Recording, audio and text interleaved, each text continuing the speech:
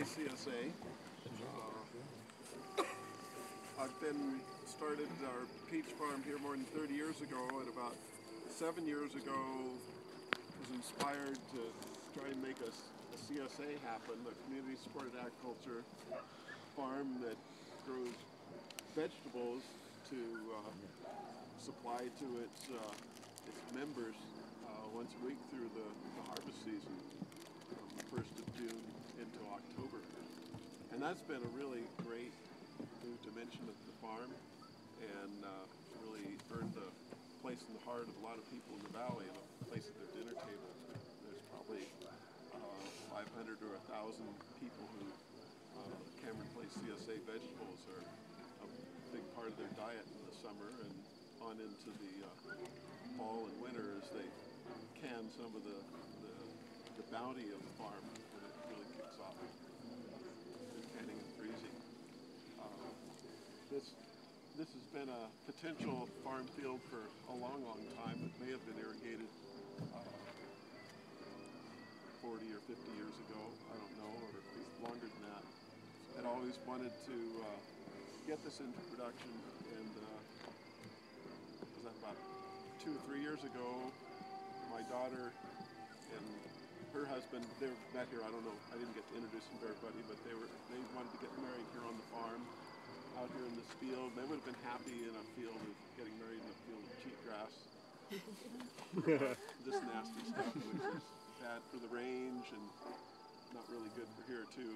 But anyway, I fixed up this part of the field for them, grew a cover crop, clover, and then we started growing vegetables here. This is the 3rd crop here. This year it's onions. And most of the vegetables are grown at other part of our farm that's a little more than a half mile away from this part, closer to the river, really nice deep soil, wonderful soil, not rocks. You can see, actually they brought these soft rocks in from somewhere else to keep the plastic from blowing away, but there are just amazing amount of rocks in the ground here. But it still makes nice vegetables, nice fruit. Got part of the CSA here. Doesn't look like it, but we're going to grow out here and grow some vegetables, grow some peach trees in this whole 2 acres here. And this is a nice place to kind of see the whole layout here. We're close to the cliff, east end of the valley, and the big thing here is looking to the north up here, the Tibet Canyon, where the Colorado River comes into the valley and where the $1 Million Breeze comes into the valley. What makes peaches possible here at this elevation, this latitude, where it pretty much gets cold and below freezing way through March and April and in May in the surrounding areas, and that would kill all the buds, the flowers and the buds and the young fruit of a tender fruit species like peaches.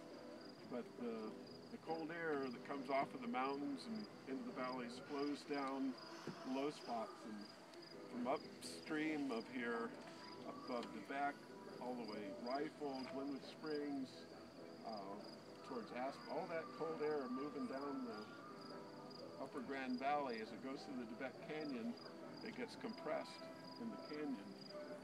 It forced through the canyon, and that warms up the air. So the wind coming out of the canyon is about 6, 8 degrees warmer than the air going into the canyon.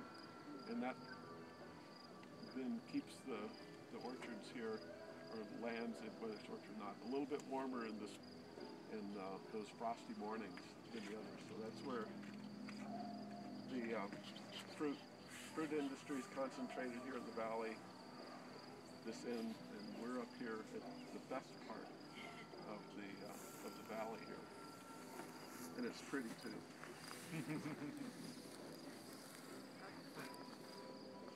The